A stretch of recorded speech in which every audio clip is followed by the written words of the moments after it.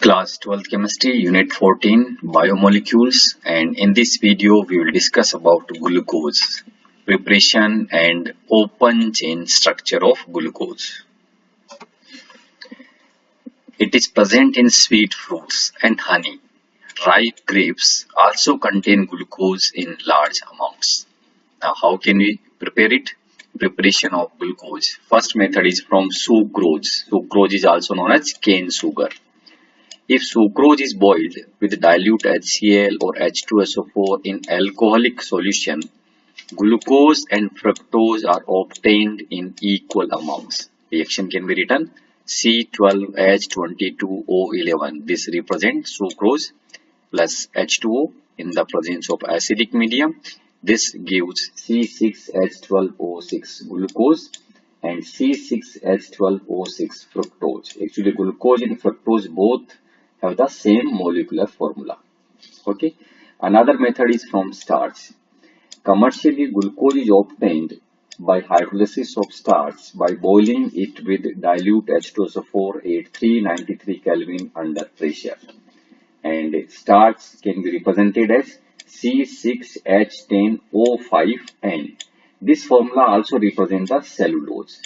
On hydrolysis, this gives N unit of glucose, C6H12O6. Now come to structure of glucose. Glucose is an aldohexose. Aldohexose means 6 carbon atom with aldehyde group and is also known as dextrose. It is probably the most abundant organic compound on earth. It was assigned this structure.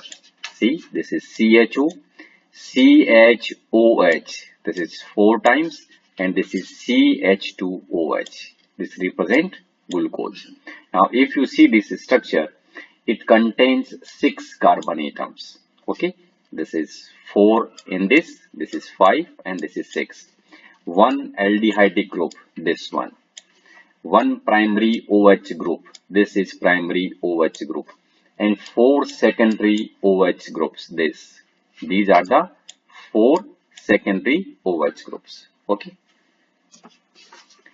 Now, evidences for structure of glucose. Its molecular formula was found to be C6H12O6. On prolonged heating with HI, it forms normal hexane, suggesting that all the 6 carbon atoms are linked in a straight chain. Reaction is like this. This is glucose. Clear? And when this is heated with HI, this gives normal hexane.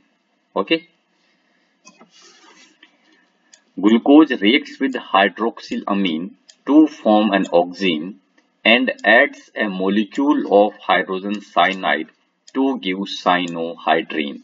These reactions confirm the presence of carbonyl group, that is CO group in glucose. See the reaction. This represents the glucose. When this react with this hydroxylamine, okay, this is oxime. We already discussed in the aldehyde ketones reactions. Okay, this O from this and H2 from this removed, and we will get this one. At the same time, this glucose also react with the HCN, and this will form, this is cyanohydrine, glucose cyanohydrine. These two reactions indicate that carbonyl group is present in glucose. Now, carbonyl group may be aldehyde or may be ketone.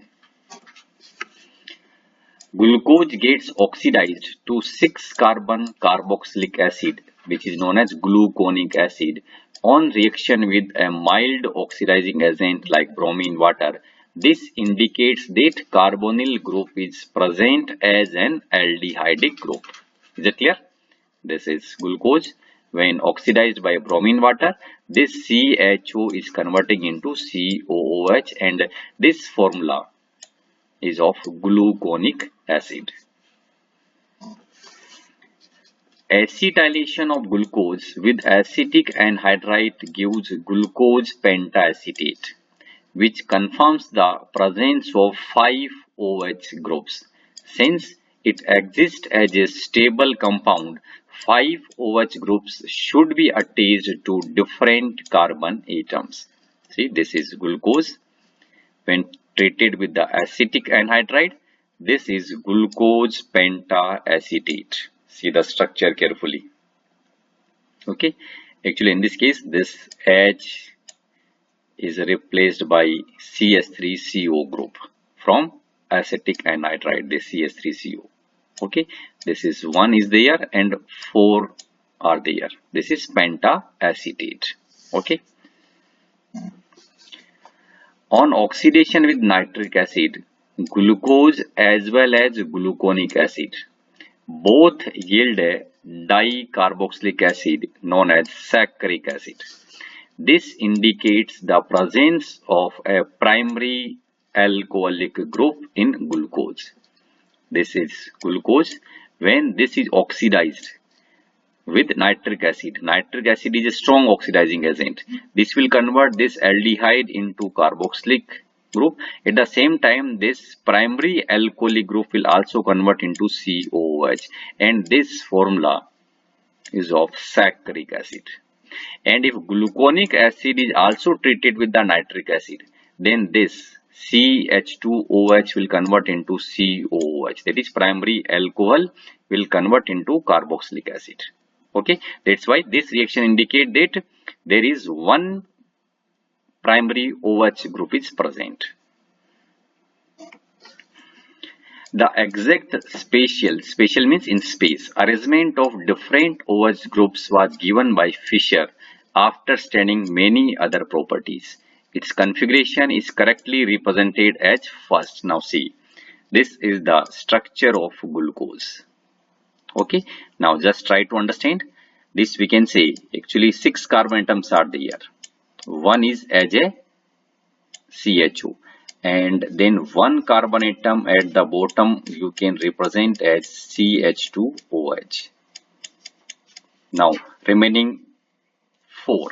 Okay, you can this intersection represent carbon atom 1, 2, 3. And this is 4. Okay, this is in this way 6 carbon atoms are there. Now arrange the H in OH group. On the second carbon atom, H is this side and OH is on this side. On the third carbon atom, OH is on the left hand side, H is on the right hand side. And then after again, this is H on left, OH on right, H is on left and OH is on right. Okay. Try to write.